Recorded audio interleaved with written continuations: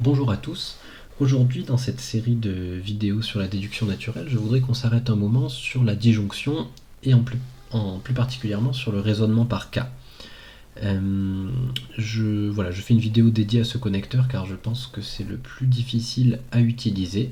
Alors j'ai mis plusieurs exemples dans le mémo que vous avez sur la page du cours, je vous encourage à le lire, il y a plusieurs exemples et explications. Mais mais dans cette vidéo, on va se demander quel est le sens des règles, comment les lire, comment les comprendre et comment être capable de les appliquer sans se tromper. Alors, dans un premier temps, regardons la forme qu'ont ces règles.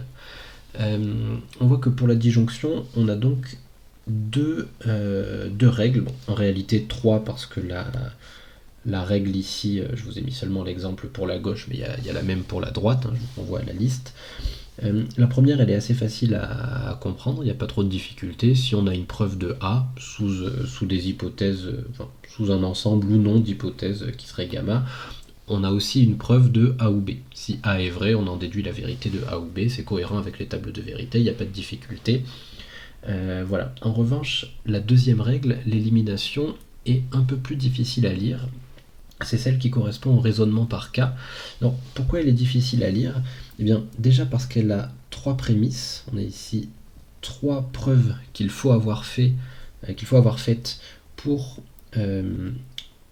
en déduire une certaine conclusion. Donc déjà, il y a un peu de lourdeur car dans ces trois preuves, on peut avoir eu besoin d'hypothèses ici, d'hypothèses là et encore ici, ce qui fait qu'on se retrouve avec toutes ces hypothèses à trimballer. Bon, ça c'est pas une difficulté particulière, mais ça rend la règle assez lourde dans son formalisme. Mais mais il faut pas s'arrêter à ce formalisme. Une fois qu'on aura bien compris le sens de la règle et en quoi elle représente vraiment le raisonnement par cas, il y aura plus de difficultés, je l'espère. Deuxième difficulté, deuxième chose qui peut rendre compliqué cette règle à lire, c'est que là on a une disjonction. La règle nous demande de prouver A ou B pour pouvoir l'appliquer, et les formules A et B qu'on est supposé avoir prouvées, alors ça peut être avec un axiome, avec une règle d'introduction, un raisonnement par l'absurde, ça on s'en fiche, peu importe, pour la règle seule ça ne nous intéresse pas, mais il faut cette disjonction. Et on voit que les formules A ou B ici n'interviennent pas dans la conclusion de la règle. Donc c'est un peu surprenant, puisque d'habitude, quand on utilise une hypothèse ou quand on a besoin d'une sous-preuve, c'est par rapport à notre objectif, par rapport à la formule qu'on veut prouver. Donc ici, voilà, première difficulté. Mais en fait, c'est pas si surprenant si on essaie de se rappeler à quoi ressemble un raisonnement par cas dans la vraie vie ou en mathématiques, finalement. Euh, Imaginez qu'on veuille prouver un raisonnement, une propriété mathématique, je sais pas, très simple. Imaginons qu'on veuille prouver que n fois n plus 1 est toujours pair. D'accord? Pour n'importe quel entier naturel n. D'accord? Donc ici on va faire un raisonnement par cas. On va d'abord prouver que soit n est pair, d'accord, soit n est impair. Donc ici la preuve elle est terminée, parce que ça c'est en effet une disjonction, mais comme un nombre naturel est soit pair soit impair, en maths ça serait un axiome ici. Il n'y a pas de difficulté dans cette partie de la démonstration. En revanche, une fois qu'on a ça, donc ça c'est un ou, on le voit bien, c'est un soit, il y en a au moins un des deux qui est vrai. Ici c'est un ou exclusif, les deux peuvent pas être vrais en même temps, mais peu importe. Comment on veut montrer que ceci est vrai? Eh bien, on va montrer que c'est vrai dans les deux cas. D'accord? On va montrer que dans le cas, parfois on peut les numéroter, on va mettre le cas numéro 1 et le cas numéro 2. On va dire que si c'est vrai dans le cas numéro 1 et que c'est vrai dans le cas numéro 2, et bien alors c'est vrai dans tous les cas, parce qu'on sait qu'on est au moins dans l'un ou dans l'autre. Et bon, là la preuve elle est pas très compliquée, hein. Si dans le cas numéro 1, donc où n est pair, qu'est-ce qu'on fait? Eh bien on en déduit que n est égal à 2 fois un certain x, et donc n fois n plus 1, c'est égal à 2 fois x fois n plus 1. Bon, avec l'associativité de la multiplication, on voit que c'est bien 2 fois un truc, donc c'est pair. D'accord, là ça va. Pour autant, on n'a pas démontré notre théorème, puisqu'on a juste démontré que notre théorème était vrai quand n était pair.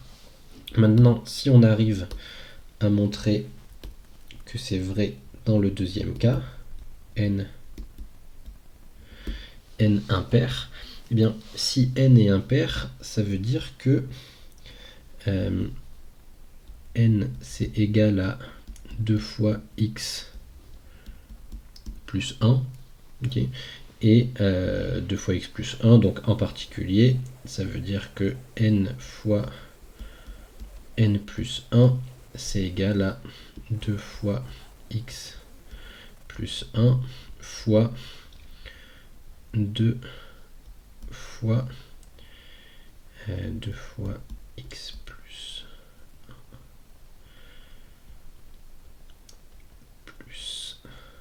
1, donc 2 fois x plus 1, et cette partie-là, cette fois, va être forcément pair. Voilà, c'est tout simplement l'histoire de dire que si n est impair, n plus 1 est pair, et on en déduit donc que n fois n plus 1 est pair aussi. D'accord. Bon, cette preuve on peut la faire à l'oral beaucoup plus simplement, mais je voulais attirer votre attention sur la structure en fait du raisonnement. Ça pourrait être dans un cas un peu moins trivial, on va dire, mais ici qu'est-ce qu'on a fait? On a montré que on avait une équation qui était paire dans les deux cas. Okay, et si les deux cas je les appelle A et B, au lieu de les appeler 1 et 2, et que la conclusion de mon théorème je l'appelle C, eh bien j'ai bien le raisonnement par cas avec la forme de ma règle en déduction naturelle. C'est-à-dire ici j'ai montré que j'avais A ou B, c'est-à-dire soit n est pair, soit n est impair. Ici j'ai montré que si A est vrai, j'en déduis que mon équation est paire. Et ici, j'ai montré que si B est vrai, donc si n est impair, mon équation est paire également. D'accord? Donc, ceci dit, qu'est-ce que j'en conclus? Eh bien, j'en conclus tout simplement que C est vrai. C est vrai tout court. Ici, j'ai même pas fait d'hypothèse puisque A ou B, c'est un axiome, mathématique dans ce cas-là. C'est une forme de tiers exclu. Voilà, bon, c'est schématique bien sûr, mais je pense que vous voyez l'idée. Donc, revenons maintenant à la forme de la règle, voilà, qui est ici. Maintenant, on comprend mieux pourquoi elle représente le raisonnement par cas. Si on la relit calmement, on va avoir, si j'ai une preuve de A ou B, je sais qu'au moins un des deux est vrai, que dans le cas A, je peux en déduire mon théorème, et que dans le cas B, je peux en déduire mon théorème. Ça veut dire que mon théorème est vrai, et que je n'ai plus besoin de supposer ni A, ni B, ni A ou B. D'accord ? Comme je savais qu'un des deux était vrai, et que mon théorème était vrai dans les deux cas, ça fait que ce n'est plus une hypothèse, comme n pair ou n impair. À la fin, mon théorème, c'est que non, le n fois n plus 1 est pair, ça va être vrai dans tous les cas. D'accord ? Donc, voilà pour l'intuition un peu sur le sens de la règle. On va essayer de la faire tourner sur sur quelques exemples.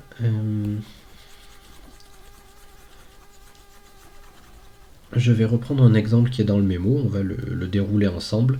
Dans le mémo, vous en avez un autre, l'exemple détaillé qui est tout à la fin du document, reprend aussi un raisonnement par cas, peut-être un peu plus conséquent. Donc n'hésitez pas à le refaire chez vous pour vous exercer. La formule qu'on va reprendre ici à titre d'exemple, c'est la suivante. C'est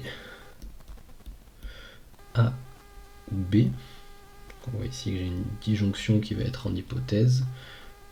Implique C implique A ou C implique B. Bon, d'ailleurs, il manque des parenthèses dans le mémo, vous rectifierez. Voilà, alors cette formule, qu'est-ce qu'elle nous dit? On voit qu'elle est tout à fait cohérente avec la disjonction. Excusez-moi, il y a une petite erreur d'affichage, pardon.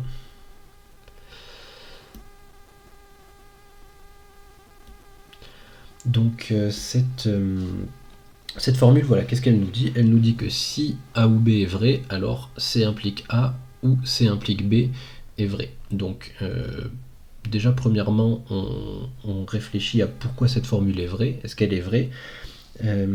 Ici, oui. Et en fait, si on veut se convaincre nous-mêmes de la validité de cette formule, avant de faire la preuve, on va être amené à faire un raisonnement par cas dans notre tête. Et c'est là-dessus que je voulais insister aujourd'hui. C'est que en sachant A ou B, donc déjà savoir A ou B, qu'est-ce que ça veut dire? Ça veut dire avoir A ou B dans ces hypothèses et en déduire le conséquent, donc C implique A ou C implique B. Ici on reconnaît l'introduction de l'implication. Comment je sais que cette disjonction à droite est vraie avec les hypothèses? Eh bien, si je sais que au moins un des deux est vrai, A ou B, je sais que la disjonction est vraie parce que soit c'est A qui est vrai ici, et si A est vrai, on a vu d'ailleurs, c'est quelque chose que j'ai montré dans la vidéo précédente, on a vu que si A est vrai, si une formule est vraie, elle est impliquée par n'importe quelle formule. D'accord? Si le conséquent d'une implication est vrai, l'implication est vraie.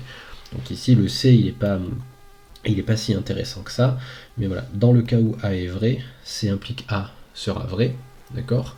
Et dans le cas où B sera vrai, eh bien c'est C implique B qui sera vrai pour exactement la même raison. Donc je sais que cette disjonction est vraie puisque j'aurai au moins un des deux cas. Alors, un truc auquel il faut faire gaffe à ce stade-là, c'est que je ne sais pas lequel des deux sera vrai, parce que en sachant A ou B, je ne sais ni A ni B, d'accord? Je n'ai pas une preuve de l'un ou une preuve de l'autre. Je sais que j'en ai au moins un des deux qui est vrai, mais à n'importe quel moment de ma preuve, je serai incapable de dire lequel. Pourquoi je vous dis ça? Parce que ici on a une disjonction, d'accord? Et on pourrait être tenté de vouloir, comme c'est le connecteur principal, ici, on pourrait être tenté de vouloir faire une règle d'introduction à gauche ou à droite. Et là, on voit que c'est une très mauvaise idée. Pourquoi? Parce que autant à ce stade, je suis capable de dire que mon séquent, il est vrai, il est logique, je fais le raisonnement par cas dans ma tête, dans le cas A ça marche, dans le cas B ça marche. Mais imaginons maintenant que je veuille m'y prendre autrement, que je fasse une règle d'introduction à gauche par exemple. Voilà. Et bien là j'ai un séquent qui ne marche plus du tout. Si je remonte comme ça, il faut que je m'arrête tout de suite. Je regarde, je dis est-ce que c'est vrai? Est-ce que logiquement cette conséquence elle a du sens? Si elle n'a pas de sens, c'est sûrement qu'elle n'est pas prouvable. Et là en effet, tout ce que je sais c'est que j'ai soit A soit B qui est vrai. Est-ce que je peux en déduire C implique A? Non, parce que imaginons que ce soit B qui soit vrai dans la disjonction et que A soit faux, d'accord? Eh bien, C implique A, C je le connais même pas, j'ai aucune hypothèse dessus, donc il peut être vrai, il peut être faux, et en particulier il peut être vrai et A peut être faux. Il n'y a rien qui interdit ça. Ça c'est une conséquence qui marche, donc C'est une conséquence qui ne marche pas plutôt, puisque avec mes hypothèses, je suis capable d'invalider la conclusion. Donc, je rétrograde tout de suite, parce que de A ou B, je ne peux pas déduire A, et encore moins C implique A. Donc, voilà, quand on ne peut pas utiliser les règles d'introduction, en général, on va essayer d'utiliser les règles d'élimination. Utiliser une règle d'élimination, la plupart du temps, ça revient à utiliser un connecteur, d'accord, pour décomposer une formule. Et la plupart du temps, ça va être le connecteur qu'on trouvera dans l'hypothèse qui nous intéresse. Ici, mes hypothèses, j'en ai qu'une, hein, le gamma, pardon. Le gamma, c'est égal à mon ensemble qui contient une seule formule qui est A ou B. Voilà, mais si j'avais d'autres formules dans mes hypothèses, comme c'est A ou B qui me permet de faire le raisonnement par cas, parce que je dis soit c'est A qui est vrai, soit c'est B qui est vrai, etc., eh bien, je vais faire l'élimination sur A ou B. Donc, je vais considérer que je suis capable de montrer A ou B, et c'est le cas, hein, puisque A ou B il est dans mes hypothèses, donc je suis tout à fait capable de faire cet axiome par exemple. Et maintenant, ce que je veux montrer, ici j'ai pas à réfléchir, hein, je vois que ma règle, elle me demande que la conclusion ici soit la conclusion de mes deux prémisses, donc je réfléchis pas et je dois avoir deux preuves de C implique A ou C implique B.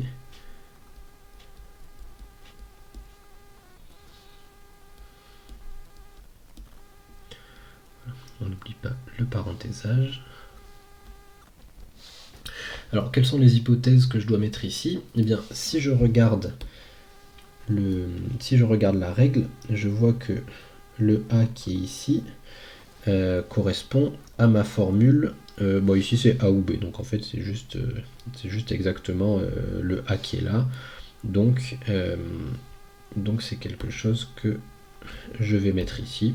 Je suis bêtement syntaxiquement à la règle, mais à nouveau c'est le raisonnement par cas que j'ai exprimé tout à l'heure. Alors que le B qu'on retrouve ici, dans mon exemple c'est B aussi. J'aurais dû mettre des P et des Q dans mon exemple concret d'ailleurs, c'est une erreur de ma part que j'ai reproduite depuis le mémo, mais normalement il faudrait le faire avec des variables propositionnelles pour être formel. Donc le B est ici. J'ai appliqué ma règle. Pour l'instant, je l'ai fait bêtement. Maintenant, on va voir est-ce que ça me donne des séquents qui sont corrects. Celui de gauche, oui, puisque c'est un axiome, il n'y a pas de souci. Alors, celui du milieu, est-ce que ça c'est quelque chose de vrai? Est-ce qu'à partir de A, je suis capable de montrer C implique A ou C implique B? Eh bien oui, puisque si je connais A, à nouveau, je connais C implique A. Ça c'est si j'ai A dans mes hypothèses, n'importe quoi implique A, ça reste vrai. Donc ça va marcher. Et ça veut dire que je vais me débarrasser du C implique B ici. Je vais dire qu'à partir de A, je suis capable de montrer C implique A, ça c'est pas compliqué. Et je peux faire ça avec une règle d'introduction à gauche de la disjonction. Là, bon, j'ai une implication, je peux faire l'introduction, ça mange pas de pain. Et là, qu'est-ce que j'ai? Eh bien, j'ai un axiome, ça termine cette branche-là. Maintenant, je dois faire la branche de droite. On voit que c'est pareil, hein, si je connais B, je suis capable de montrer C implique B. Donc ça me donnera la disjonction puisque j'aurai une partie. Je vais faire exactement la même chose, mais de l'autre côté, avec une règle d'introduction à droite, une introduction de l'implication des familles, et ici je me retrouve encore avec un axiome. D'accord, voilà, donc ça termine cette preuve. C'est comme ça qu'elle est présentée dans le mémo. Vous pouvez la retrouver écrite plus proprement. Peut-être une dernière remarque là-dessus. Si vous avez été capable de faire le raisonnement par cas en coq, gardez en tête que c'est la même chose ici. Vous vous rappelez, je vais écrire ça dans une autre page, vous vous rappelez que en coq, il y avait, et j'ai fait une vidéo sur le raisonnement par cas en coq qui s'appelle la disjonction en coq, je crois. Vous vous rappelez que si vous avez une hypothèse de la forme A et B et que vous avez un but qui est égal à C, quand vous faites case H, qui veut dire raisonnement par cas, tout est lié, il n'y a pas de hasard là-dedans, ça vous transformez votre but en deux buts. C'est-à-dire que pour prouver C, on vous demandait de prouver d'abord... Ah, pardon, excusez-moi, c'est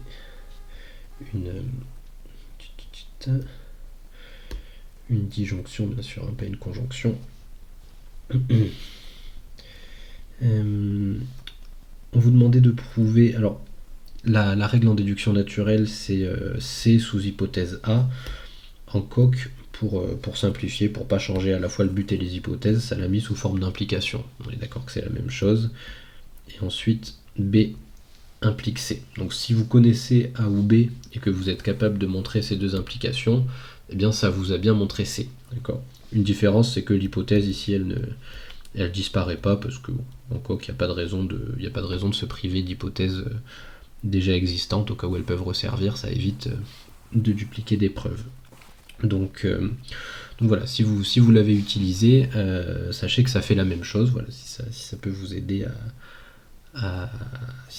avoir de l'intuition sur cette règle. Voilà, donc c'est tout ce que je voulais vous dire là-dessus. J'espère que cette vidéo aura pu vous aider un peu à réviser.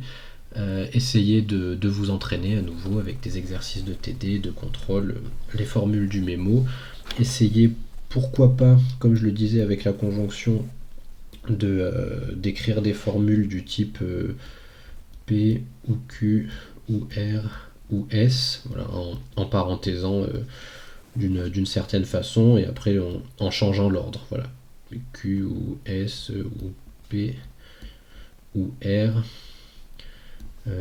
Voilà, par exemple, si essayez de montrer ce genre de formule, donc vous faites différents agencements, ça vous demandera forcément de faire des éliminations et des introductions du connecteur, donc c'est un bon exercice pour faire des preuves un peu plus longues que les exemples détaillés que je vous fournis. Voilà, c'est tout pour aujourd'hui. Je pense que je ferai une dernière vidéo dans cette série sur la négation et le raisonnement par l'absurde. Si vous avez des suggestions ou des questions, n'hésitez pas à les mettre en commentaire, j'y répondrai ou je ferai une vidéo dédiée selon. Voilà, je vous souhaite bon courage pour les révisions et la fin du semestre. Au revoir.